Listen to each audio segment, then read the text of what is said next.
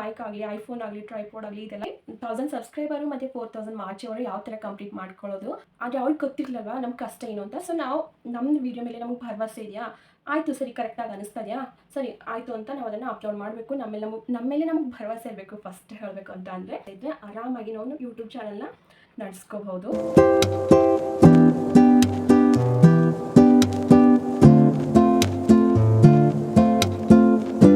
Hi all, ನಮಸ್ಕಾರ ಎಲ್ಲರಿಗೂ and welcome back to Shivamogga Bidar YouTube channel. ನಾನು ನಿಮ್ಮ ಪ್ರೀತಿಯ ಬೀದರ್ ಹುಡುಗಿ. ಯಾರಾದರೂ ಈ ವಿಡಿಯೋ ಮೂಲಕ ನನ್ನ ಚಾನಲ್ನ ಫಸ್ಟ್ ಟೈಮ್ ನೋಡ್ತಾ ಇದ್ದರೆ ದಯವಿಟ್ಟು ಒಂದ್ಸಲ ಸಬ್ಸ್ಕ್ರೈಬ್ ಮಾಡಿಕೊಂಡು ವಿಡಿಯೋನ ನೋಡ್ಕೊಳ್ಳಿ. ಹಾಗೆ ವಿಡಿಯೋ ಸ್ಕಿಪ್ ಮಾಡಬೇಕು, ನೀವರೆಗೂ ನೋಡಿ ಇಷ್ಟ ಆದರೆ ಲೈಕ್ ಮಾಡೋದನ್ನು ಮರಿಬೇಡಿ.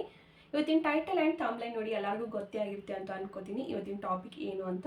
ಹೌದು, ಒಂದು ಯೂಟ್ಯೂಬ್ ಚಾನಲ್ನ ಕ್ರಿಯೇಟ್ ಮಾಡಬೇಕು ಅಂತ ಅಂದರೆ ನಮಗೆ ಬೇಸಿಕ್ ಆಗಿ ಏನೇನು ಗೊತ್ತಿರಬೇಕು ಅಂತ ಕಂಪ್ಲೀಟ್ ಡೀಟೇಲ್ಸು ನಾನು ಈ ವಿಡಿಯೋದಲ್ಲಿ ನಿಮ್ಮ ಜೊತೆ ಶೇರ್ ಮಾಡ್ಕೋತಾ ಇದ್ದೀನಿ. ನಾನು ಯೂಟ್ಯೂಬಿಂದ ಏನೇನು ಕಲಿತೆ, ಏನೇನು ಕಲಿಬೇಕು ಅಂತ ಕೂಡ ಕಂಪ್ಲೀಟ್ ಡೀಟೇಲ್ಸು ನಾನು ಈ ವಿಡಿಯೋದಲ್ಲಿ ನಿಮ್ಮ ಜೊತೆ ಶೇರ್ ಮಾಡ್ಕೊಳ್ಳೋಕ್ಕೆ ಇಷ್ಟಪಡ್ತೀನಿ. ಒಂದು ಯೂಟ್ಯೂಬ್ ಚಾನಲ್ ಕ್ರಿಯೇಟ್ ಮಾಡಬೇಕು ಅಂತಂದರೆ ತಲೆಯಲ್ಲಿ ತುಂಬಾ ಪ್ರಶ್ನೆಗಳು ಓಡಾಡ್ತಾ ಇರುತ್ತೆ. ಚಾನಲ್ ಯಾವ ಥರ ತೆಗಿಬೇಕು, ಅದಕ್ಕೆ ಏನೇನು ಬೇಕಾಗುತ್ತೆ, ಮತ್ತು ಚಾನಲ್ ಹೆಸರು ಏನು ಕೊಡಬೇಕು ಅಂತ ತುಂಬಾ ತಲೆಯಲ್ಲಿ ಪ್ರಶ್ನೆಗಳು ಓಡಾಡುತ್ತಾ ಇರುತ್ತೆ. ಆ ಎಲ್ಲ ಪ್ರಶ್ನೆಗಳಿಗೂ ಉತ್ತರ ನಿಮಗೆ ಈ ವಿಡಿಯೋದಲ್ಲಿ ಸಿಗುತ್ತೆ. ಸೊ ವಿಡಿಯೋನ ಸ್ಕಿಪ್ ಮಾಡಿ ಕೊನೆಯವರೆಗೂ ನೋಡಿ. ಇಷ್ಟ ಆದರೆ ಲೈಕ್ ಮಾಡೋದನ್ನು ಮರಿಬೇಡಿ. ಬನ್ನಿ ಇವಾಗ ಸ್ಟೆಪ್ ಬೈ ಸ್ಟೆಪ್ ಏನು ಅಂತ ತಿಳ್ಕೊಳ್ಳೋಣ. ಫಸ್ಟ್ ಇವಾಗ ನಾವು ಚಾನಲ್ ಕ್ರಿಯೇಟ್ ಮಾಡಬೇಕು ಅಂತ ಅಂದರೆ ಫಸ್ಟ್ ನಾವು ಅದ್ರ ನೇಮ್ ಏನು ಇಡಬೇಕು ಅಂತ ಯೋಚನೆ ಮಾಡಬೇಕು. ನಾವು ಡಿಫ್ರೆಂಟ್ ಆಗಿ ಏನಾದರೂ ಸ್ಟೈಲಿಶ್ ಆಗಿ ನೇಮ್ ಇಡೋಕ್ಕೆ ಯೋಚನೆ ಮಾಡ್ತಾಯಿದ್ರೆ ಆ ಥರ ಯೋಚನೆ ಮಾಡೋಕ್ಕೆ ಹೋಗ್ಬಿಡಿ. ಯಾಕಂದರೆ ನಮ್ಮ ಚಾನಲ್ ಹೆಸರು ಯಾವ ಥರ ಇರಬೇಕಂತಂದರೆ ಎಲ್ಲರೂ ಸರ್ಚ್ ಮಾಡಿದಾಗ ಆರಾಮಾಗಿ ಹೆಸರು ನಮಗೆ ಮೇಲ್ಗಡೆನೇ ಸಿಗೋ ಥರ ಇರಬೇಕು. ಏನಾದರೂ ಸ್ಟೈಲಿಶ್ ಆಗಿ ಡಿಫ್ರೆಂಟ್ ಆಗಿ ಇಡ್ತಾ ಹೋದರೆ ಸರ್ಚ್ ಮಾಡೋಕೆ ಒಂದು ಸ್ವಲ್ಪ ಕಷ್ಟ ಆಗುತ್ತೆ ಬೇರೆಯವ್ರಿಗೂ. ಸೊ ಎಲ್ಲರೂ ಸರ್ಚ್ ಮಾಡೋ ಥರ ಅವ್ರಿಗೆ ಅನುಕೂಲ ಆಗೋ ಥರ ಹೆಸರನ್ನ ಇಡಬೇಕು. ಫಾರ್ ಎಕ್ಸಾಂಪಲ್ ಇವಾಗ ನನ್ನ ಚಾನಲ್ ಹೆಸರು ನೋಡ್ಬೋದು. ನನ್ನ ಹೆಸರು ಬಂದುಬಿಟ್ಟು ಮಮತಾ, ನನ್ನ ಹಸ್ಬೆಂಡ್ ನೇಮ್ ಬಂದುಬಿಟ್ಟು ಶಿವಕುಮಾರ್ ಅಂತ. ಇಬ್ಬರ ಹೆಸರನ್ನು ಸೇರಿಸ್ಬಿಟ್ಟು ಶಿವಮೊಗ್ಗ ಅಂತ ಇಟ್ಬಿಟ್ಟೆ. ಮತ್ತು ನಮ್ಮೂರು ಬೀದರ್, ಸೊ ಶಿವಮೊಗ್ಗ ಬೀದರ್ ಅಂತ ಇಟ್ಬಿಟ್ಟೆ. ಸರ್ಚ್ ಮಾಡೋಕ್ಕೆ ಈಸಿ ಆಗುತ್ತೆ. ಆಮೇಲೆ ನೆಕ್ಸ್ಟ್ ನಾವು ಯೂಟ್ಯೂಬ್ ಕ್ರಿಯೇಟ್ ಮಾಡಬೇಕು ಅಂತಂದರೆ ನಮ್ಮ ಹತ್ರ ಐಫೋನ್ ಇರಬೇಕು, ಮೈಕ್ ಇರಬೇಕು, ಟ್ರೈಪಾಡ್ ಇರಬೇಕು, ಕ್ಯಾಮ್ರಾ ಕ್ಲಿಯಾರಿಟಿ ಇರಬೇಕು. ಈ ಥರ ಎಲ್ಲ ತಲೆ ತುಂಬಾ ಪ್ರಶ್ನೆಗಳು ಓಡಾಡ್ತಾ ಇರುತ್ತೆ. ಸೊ ಆ ಥರ ಏನೂ ಇಲ್ಲ. ನಿಮಗೆ ಬೇಸಿಕ್ಕಾಗಿ ನಿಮ್ಮ ಹತ್ರ ಯಾವ ಫೋನ್ ಇರುತ್ತಲ್ಲ, ಸ್ಟಾರ್ಟಿಂಗ್ ಯೂಟ್ಯೂಬ್ ಸ್ಟಾರ್ಟ್ ಮಾಡುವಾಗ ನಿಮ್ಮ ಹತ್ರ ಯಾವ್ದು ಫೋನ್ ಇರುತ್ತೆ ನೋಡಿ, ಅದರಲ್ಲಿ ಯೂಟ್ಯೂಬ್ನ ಸ್ಟಾರ್ಟ್ ಮಾಡ್ಕೊಳ್ಳಿ. ಮೊದಲಿಗೆ ನೀವು ಯೂಟ್ಯೂಬ್ ಚಾನಲ್ ಮೇಲೆ ಇನ್ವೆಸ್ಟ್ ಮಾಡೋಕ್ಕೂ ಹೋಗಬೇಡಿ. ನನ್ನ ಜರ್ನಿ ಬಗ್ಗೆ ನಾನು ನಿಮ್ಮ ಜೊತೆ ಶೇರ್ ಮಾಡ್ಕೋತಾ ಇರೋದು. ಯಾಕಂದರೆ ನನ್ನ ಹತ್ರ ಓಪೋ ಫೋನ್ ಇದೆ. ನಾನು ಸ್ಟಾರ್ಟ್ ಮಾಡಿದ್ದೆ ಇದರಿಂದ ಯೂಟ್ಯೂಬ್ ಚಾನಲ್ಲು. ನಾನು ಸ್ಟಾರ್ಟ್ ಮಾಡಿದಾಗ ನನ್ನ ಹತ್ರ ಟ್ರೈಪಾಡ್ ಇರಲಿಲ್ಲ, ಮೈಕ್ ಇರಲಿಲ್ಲ, ಒಳ್ಳೆ ಫೋನ್ ಅಂತಲೂ ಇರಲಿಲ್ಲ. ನನ್ನ ಹತ್ರ ಒಂದು ಫೋನ್ ಇತ್ತು, ತೊಗೊಂಡು 3 ಮಂತ್ಸ್ಗೆ ಆ ಫೋನ್ ಕಳ್ಕೊಂಡೆ. ಸೊ ಇವಾಗ ದುಬಾರಿ ಫೋನ್ ಏನೂ ಬೇಡ ಅಂತ ಮಾಮೂಲಿ ಓಪೋ ಫೋನ್ ತೊಗೊಂಡೆ. ಆ ಫೋನಲ್ಲಿ ನಾನು ಇವಾಗ ಯೂಟ್ಯೂಬ್ ಚಾನಲ್ ಮಾಡ್ತಾ ಇರೋದು. ಈ ವಿಡಿಯೋ ಕೂಡ ಅದರಲ್ಲಿ ಶೂಟ್ ಮಾಡ್ತಾ ಇರೋದು. ಸೊ ಮೈಕೇನೂ ಅವಶ್ಯಕತೆ ಇಲ್ಲ. ಇವಾಗ ನೋಡಿ ನಾನು ಮೈಕ್ ಹಾಕ್ದೇನೆ ಮಾತಾಡ್ತಾ ಇದ್ದೀನಿ. ಒಂದು ಸ್ವಲ್ಪ ಸೈಲೆಂಟ್ ಆಗಿರೋ ಜಾಗದಲ್ಲಿ ಮಾತಾಡೋಂಗಿದ್ರೆ. ಇಲ್ಲ ಅಂತಂದರೆ ಮೊದಲು ನೀವು ವೀಡಿಯೋನ ಶೂಟ್ ಮಾಡ್ಕೊಳ್ಳಿ, ಆಮೇಲೆ ವಾಯ್ಸ್ ನೋಡಿಕೊಟ್ರೆ ಆರಾಮಾಗಿ ಬಂದುಬಿಡುತ್ತೆ. ಆಮೇಲೆ ಟ್ರೈಪಾಡ್ ಸ್ಟಾರ್ಟಿಂಗಲ್ಲಿ ನೀವು ಯಾವ ಥರ ಮಾಡಬೇಕು ಅಂತ ಅಂದರೆ 150 to 100 to 80ಗೆಲ್ಲ ಸಿಂಪಲ್ ಆಗಿರೋ ಟ್ರೈಪಾಡ್ ಸಿಗುತ್ತೆ, ಸೆಲ್ಫಿ ಸ್ಟಿಕ್ ಥರ. ಸ್ಟಾರ್ಟಿಂಗೆಲ್ಲ ತೊಗೊಂಡ್ರೆ ಆಯಿತು. ಅದಾದಮೇಲೆ ನಿಮ್ಮ ಚಾನಲ್ ಏನಾದರೂ ಗ್ರೋ ಆಗ್ತಾಯಿದ್ರೆ, ನಿಮಗೆ ಅದರಿಂದ ದುಡ್ಡು ಬರೋಕ್ಕೆ ಏನಾದರೂ ಸ್ಟಾರ್ಟ್ ಆದರೆ ಆವಾಗ ನೀವು ಮೈಕ್ ಆಗಲಿ, ಐಫೋನ್ ಆಗಲಿ, ಟ್ರೈಪಾಡ್ ಆಗಲಿ ಇದೆಲ್ಲ ತೊಗೋಬಹುದು. ನಾನು ಅಷ್ಟೇ ಸಿಂಪಲ್ಲಾಗಿ ಮೊದಲು 180ದೇನೋ ಟ್ರೈಪಾಡ್ ತೊಗೊಂಡಿದ್ದೆ. ಹಾಗೆ ನನ್ನ ಹತ್ರ ಮೈಕು ಕೂಡ ಏನೂ ಇರಲಿಲ್ಲ, ಇವಾಗಿದೆ. ಸೊ ಆ 180 ಟ್ರೈಪಾಡಲ್ಲಿ ನಾನು ವೀಡಿಯೋಗಳನ್ನ ಶೂಟ್ ಮಾಡ್ತಾಯಿದ್ದೆ, ಎಲ್ಲ ಮಾಡ್ತಾಯಿದ್ದೆ. ಇವಾಗ ನನ್ನ ಚಾನಲ್ ಮಾನಿಟೈಸ್ ಆದಮೇಲೆ ಒಂದು ಚೆನ್ನಾಗಿರೋ ಟ್ರೈಪಾಡ್ನ ತೊಗೊಂಡಿದ್ದೀನಿ. ಅದು ಒಂದು 3 ಮಂತ್ಸ್ ಆಯ್ತೇನೋ ಅಷ್ಟೇ ನಾನು ಟ್ರೈಪಾಡ್ ತೊಗೊಂಡು.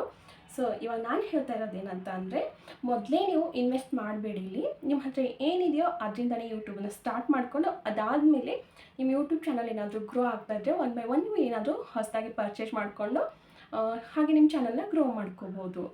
ನೆಕ್ಸ್ಟ್ ಇವಾಗ ನಮ್ಮ ಹತ್ರ ಕಾನ್ಫಿಡೆನ್ಸ್ ಇರಬೇಕು. ಒಂದು ಯೂಟ್ಯೂಬ್ ಚಾನಲ್ ತೆಗಿಬೇಕು ಅಂತ ಅಂದರೆ ಏನೋ ಒಂದು ತೆಗಿತೀನಿ ಹೋಗಲಿ ಮುಗ್ದೋಯ್ತು ಅಂತ ಇಲ್ಲ. ಹೌದು ಇವಾಗ ನಾನು ಚಾನಲ್ ತೆಗಿತೀನಿ, ಅದ್ರ ಒಳಗಡೆ ನಾನು ಕಂಟಿನ್ಯೂಸ್ ಆಗಿ ವೀಡಿಯೋಗಳು ಅಪ್ಲೋಡ್ ಮಾಡ್ತಾ ಇರ್ತೀನಿ ಅಂತ ನಿಮ್ಮ ಹತ್ರ ಒಂದು ಕಾನ್ಫಿಡೆನ್ಸ್ ಇರಬೇಕು. ಯಾರು ಏನೋ ಅಂದ್ಕೋತಾರೆ, ಹಾಗಂತಾರೆ ಹೀಗಂತಾರೆ, ನನ್ನ ಚಾನಲ್ ತೆಗೆದ್ರೆ ಚೆನ್ನಾಗಿ ಅನಿಸುತ್ತೋ ಇಲ್ವೋ ಈ ಥರ ಎಲ್ಲ ತಲೆಯಲ್ಲಿ ಯೋಚನೆ ಮಾಡಬೇಡಿ. ಅನ್ನೋರ್ಗೆ ಏನಪ್ಪ, ಒಂದು ಮಾತು ಸಿಕ್ಕರೆ ಸಾಕು, ಒಂದು ಆಡೋ ಜಾಗದಲ್ಲಿ 100 ಮಾತುಗಳನ್ನ ಆಡಿ ಮುಗಿಸ್ಬಿಡ್ತಾರೆ. ಸೊ ತಲೆಯಲ್ಲೇ ಹಾಕೋಬೇಡಿ ಅದನ್ನೆಲ್ಲ. ಅನ್ನೋರು ಅಂತ ಇರ್ತಾರೆ, ಅವ್ರು ಹಾಗೆ ಕೂತ್ಕೋತಾರೆ. ನಿಮ್ಗೇನಿದೆ ಅದು ನೀವು ಕಂಪ್ಲೀಟಾಗಿ ಮಾಡಿ. ಅಂದರೆ ಒಂದು ವೀಡಿಯೋ ಮಾಡಬೇಕಾದ್ರೆ ತುಂಬಾ ಕಷ್ಟಪಡಬೇಕಾಗುತ್ತೆ. ಅದಕ್ಕೆ ಎಡಿಟ್ ಮಾಡಬೇಕು, ವಾಯ್ಸ್ ನೋಟ್ ಕೊಡಬೇಕು, ಈ ಥರ ತುಂಬಾ ಪ್ರೊಸೆಸ್ ಇರುತ್ತೆ. ಅದನ್ನೆಲ್ಲ ಕಂಪ್ಲೀಟ್ ಮಾಡಬೇಕು ಅಂದರೆ ಆ ವಿಡಿಯೋ ಎಡಿಟ್ ಮಾಡೋರಿಗೆ ಗೊತ್ತು, ಅಪ್ಲೋಡ್ ಮಾಡೋರಿಗೆ ಗೊತ್ತು ಅದ್ರ ಕಷ್ಟ ಏನು ಅಂತ. ನಾವು ಈ ಬೇರೆಯವರೆಲ್ಲ ಹಿಂದೆ ಕೂತು ಜಡ್ಜ್ ಮಾಡ್ಬೋದು, ಹಾಗೆ ಆಗಿದೆ ಹೀಗೆ ಆಗಿದೆ ಅಂತ. ಆದರೆ ಅವ್ರಿಗೆ ಗೊತ್ತಿರಲಿಲ್ಲಲ್ವ ನಮ್ಮ ಕಷ್ಟ ಏನು ಅಂತ. ಸೊ ನಾವು ನಮ್ಮ ವೀಡಿಯೋ ಮೇಲೆ ನಮಗೆ ಭರವಸೆ ಇದೆಯಾ, ಆಯಿತು ಸರಿ ಕರೆಕ್ಟಾಗಿ ಅನ್ನಿಸ್ತಾ ಇದೆಯಾ, ಸರಿ ಆಯಿತು ಅಂತ ನಾವು ಅದನ್ನು ಅಪ್ಲೋಡ್ ಮಾಡಬೇಕು. ನಮ್ಮ ಮೇಲೆ ನಮಗೆ ಭರವಸೆ ಇರಬೇಕು. ಫಸ್ಟ್ ಹೇಳಬೇಕು ಅಂತ ಅಂದರೆ ನಮ್ಮ ಮೇಲೆ ನಮಗೆ ಭರವಸೆ ಇದ್ದರೆ ಆರಾಮಾಗಿ ನಾವು ಯೂಟ್ಯೂಬ್ ಚಾನಲ್ನ ನಡೆಸ್ಕೋಬಹುದು. ನೆಕ್ಸ್ಟ್ ಇವಾಗ ನೋಡೋದಾದರೆ ವ್ಯೂಸು ಮತ್ತು ಕನ್ಸಿಸ್ಟೆನ್ಸಿ. ನೀವು ಯೂಟ್ಯೂಬ್ ಚಾನಲ್ ಸ್ಟಾರ್ಟ್ ಮಾಡಿದ ತಕ್ಷಣ ಒಂದೆರಡು ವೀಡಿಯೋ ರೀಲ್ಸ್ ಆಗಿರ್ಬೋದು ಅಥವಾ ಬ್ಲಾಗ್ ಆಗಿರ್ಬೋದು ಏನೇ ಅಪ್ಲೋಡ್ ಮಾಡಿ ಸ್ಟಾರ್ಟಿಂಗಲ್ಲಿ ಜಾಸ್ತಿ ಜನಕ್ಕಂತೂ ವ್ಯೂಸ್ ಬರೋದೇ ಇಲ್ಲ. ಸುಮ್ಮನೆ 100 ಆಗಿರ್ಬೋದು 200 ಆಗಿರ್ಬೋದು ಇಷ್ಟರಲ್ಲೇ ಮುಗ್ದೋಗುತ್ತೆ. ಆಲ್ರೆಡಿ ಸೋಷಿಯಲ್ ಮೀಡಿಯಾದಲ್ಲಿ ಇರೋರು, ಮೊದಲೇ ಫೇಮಸ್ ಆಗಿರೋರಿಗೆ, ಮೊದಲೇ ಎಲ್ಲರಿಗೂ ಪರಿಚಯ ಇರೋರಾದರೆ ಅವ್ರಿಗೆ ತುಂಬಾ ವ್ಯೂಸ್ ಬರುತ್ತೆ. ನಾವು ಯಾವುದೋ ಮೂಲೆಯಲ್ಲಿ ಕೂತ್ಕೊಂಡು ಇವಾಗಷ್ಟೇ ಯೂಟ್ಯೂಬ್ ಚಾನಲ್ನ ಸ್ಟಾರ್ಟ್ ಮಾಡಿದ್ದೀವಿ, ವಿಡಿಯೋ ಅಪ್ಲೋಡ್ ಮಾಡಿದ ತಕ್ಷಣ ವ್ಯೂಸ್ ಬರಬೇಕು ಅಂತ ಈ ಥರ ಎಲ್ಲ ಅಂದ್ಕೊಂಡ್ರೆ ಅದು ಬರೀ ಕನಸು ಮಾತ್ರ. ಸೊ ಫಸ್ಟಿಂಗಲ್ಲಿ ನಿಮಗೆ ಯಾವುದೇ ವ್ಯೂಸ್ ಬರಲ್ಲ, ಅಂದರೆ ಬರುತ್ತೆ, ನಾವು ಪರಿಚಯ ಇರೋರಿಗೆ ಮಾತ್ರ ನೋಡಿ ಅಂತ ಹೇಳಿದ್ರೆ ಅವ್ರು ಮಾತ್ರ ನೋಡಿರ್ತಾರೆ, ಅದರಲ್ಲೇ ಕಡಿಮೆ ಬಂದಿರುತ್ತೆ ಅಷ್ಟೇ. ನೀವು ವ್ಯೂಸ್ ಬರ್ತಾ ಇಲ್ಲ, ನಾನು ಇಷ್ಟೊಂದು ಕಷ್ಟಪಟ್ಟು ವೇಸ್ಟ್ ಆಗುತ್ತೆ ಅಂತ ಮುಂದೆ ವೀಡಿಯೋನ ಅಪ್ಲೋಡ್ ಮಾಡದೆ ಹೋದರೆ, ಕನ್ಸಿಸ್ಟೆನ್ಸಿ ಮೇಂಟೈನ್ ಮಾಡದೆ ಹೋದರೆ ಯೂಟ್ಯೂಬೇ ಇವ್ರು ಇವಾಗ ಹಾಕ್ತಾರೆ ಇನ್ನು ಹಾಕ್ತಾ ಇಲ್ಲ, ಒಂದೆರಡು ಇವ್ರು ಇಷ್ಟ ಬಂದಾಗ ಹಾಕ್ತಾ ಇದ್ದಾರೆ, ಇಷ್ಟ ಬಂದಾಗ ಹಾಕ್ತಾ ಇಲ್ಲ ಅಂತ ಯೂಟ್ಯೂಬಿನ ವೀಡಿಯೋಗಳನ್ನ ಪುಷ್ ಮಾಡೋದಿಲ್ಲ. ಅದಕ್ಕೋಸ್ಕರ ಹೇಳ್ತಾ ಇರೋದು ವ್ಯೂಸ್ ಬರುತ್ತೋ ಬಿಡುತ್ತೋ ಅದು ಸೆಕೆಂಡ್ರಿ. ನೀವು ಮೊದಲು ಕನ್ಸಿಸ್ಟೆನ್ಸಿನ ಮೇಂಟೈನ್ ಮಾಡಿ. ಅಂದರೆ ಸ್ಟಾರ್ಟಿಂಗಲ್ಲಿ ದಿನಕ್ಕೆ ಒಂದು ಪೋಸ್ಟ್ ಆದರೂ ಅಪ್ಲೋಡ್ ಮಾಡಲೇಬೇಕು. ನೀವು ನೋಡ್ಬೋದು, ನನ್ನ ಚಾನಲ್ನ ಒಂದ್ಸಲ ಓಪನ್ ಮಾಡಿಬಿಟ್ಟು ನೋಡಿ. ನನ್ನ ಚಾನಲಲ್ಲಿ ತುಂಬಾ ವೀಡಿಯೋಗಳಿದೆ. ನಾನು ಮೊದಲಿಗೆ ವ್ಲಾಗ್ಸ್ಗಳಿಗೆ ಮಾತ್ರ ನೋಡ್ತಾ ಇದ್ದೆ ಜಾಸ್ತಿ. ಅಂದರೆ ವ್ಲಾಗ್ಸಿಂದನೇ ದುಡ್ಡು ಬರೋದು, ಶಾರ್ಟ್ಸಿಂದ ದುಡ್ಡು ಬರಲ್ಲ, ಅದು ಸುಮ್ಮನೆ ಎಲ್ರಿಗೂ ಎಂಟರ್ಟೈನ್ ಮಾಡೋಕೆ ಅಷ್ಟೇ ಇದೆ ಅಂತ ವ್ಲಾಗ್ಸ್ ಕಡೆನೇ ಗಮನ ಹರಿಸ್ತಾ ಇದ್ದೆ. ಆದರೆ ಹಾಗಲ್ಲ, ಮೊದಲು ನೀವು ಶಾರ್ಟ್ಸ್ ಬಗ್ಗೆ ಗಮನ ಹರಿಸಿ. ಯಾಕಂತಂದರೆ ಶಾರ್ಟ್ಸೇ ಮೊದಲು ಜಾಸ್ತಿ ಜನರ ಹತ್ರ ರೀಚ್ ಆಗೋದು, ಅದರಿಂದನೇ ನಿಮ್ಮ ಚಾನಲ್ ಗ್ರೋ ಆಗೋದು, ಬಿಲ್ಡ್ ಆಗೋದು. ಸೊ ಶಾರ್ಟ್ಸಿಂದ ವ್ಲಾಗ್ ಕಡೆ, ಲೆಂತಿ ವಿಡಿಯೋ ಕಡೆ ಜನ ಬರೋಕ್ಕೆ ಸ್ಟಾರ್ಟ್ ಆಗ್ತಾರೆ. ಅದಕ್ಕೋಸ್ಕರ ನೀವು ದಿನ ಒಂದಾದರೂ ಶಾರ್ಟ್ಸ್ನ ಬಿಡೋಕ್ಕೆ ಟ್ರೈ ಮಾಡಿ. ಆದಷ್ಟು ವ್ಯೂಸ್ ಅದಾಗದೇ ಬರುತ್ತೆ.